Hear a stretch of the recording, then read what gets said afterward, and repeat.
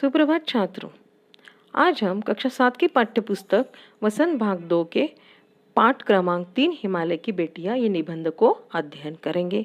इस निबंध के लेखक हैं श्री वैद्यनाथ मिश्र नागार्जुन जी।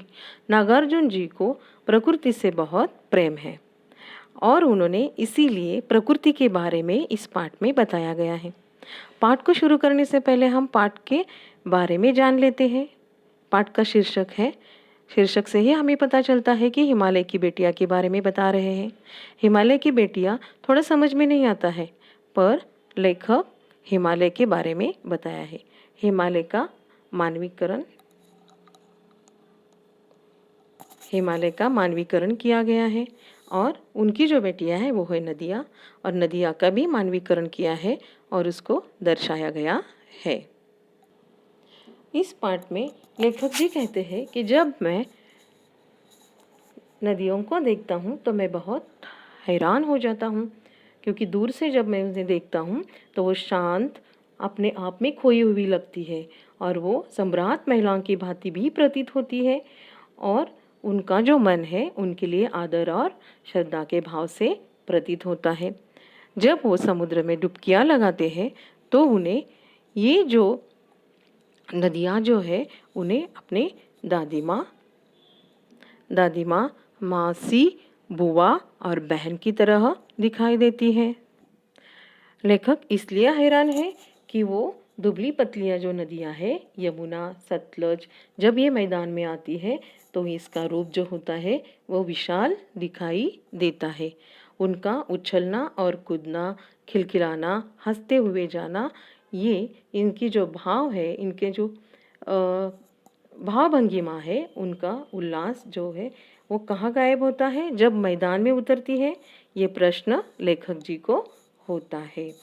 और वो जब भी लेखक एक लड़की को देखते हैं तो उन्हें कली पर जब ध्यान अटकता है तब उनको इतना कुतूहल नहीं होता है जितना कि नदियों को देखकर।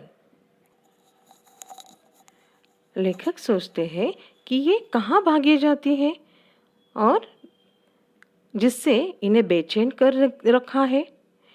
और ये जो है विराट पिता का जो रूप है, ये कुछ भी नहीं कहते हैं, ये सिर्फ देखते रहते हैं, क्योंकि ये जो हिमालय जो है ये नदियों का पिता है।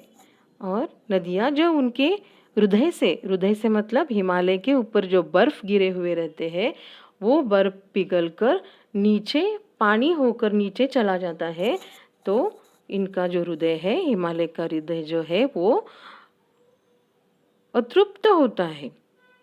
क्यों?